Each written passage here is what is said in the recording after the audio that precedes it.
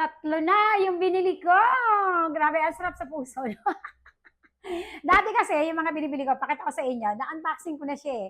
Ayun o, ganyan yung tsura niya no. Ito pa, yung pangalawa, ayun o. Ito, tapos, ang yung pangatlo, hindi ko nabubuhatin, ganito rin naman yan. Ayun o, ganda.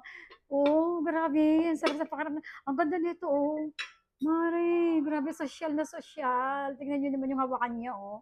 Tapos, ito yung lagay ng ulam niya. Oh, wow, grabe oh, may pangalan niya sa likod. And dito pa lang panalong-panalo ka na oh, kapal oh. Yung kanyang holder. Ang ganda, ang sosyal. Ayan na nga, dati, ang mga binibili ko, tuwing darating ang Burr months, yung mga, di ba, nag-video ko naman yun, na-unboxing ko, yung mga mumurahin lang. So, naisip ko na, mag-invest na ako sa ganito. Kasi social siyang tingnan talaga pag nasa mesa. Kasi pag yun yung mga, yung last time na mga binibili ko, okay naman siya, maganda. Kaya lang, iba talaga yung ganito. Social, oh. Di ba? Napaka-social niya.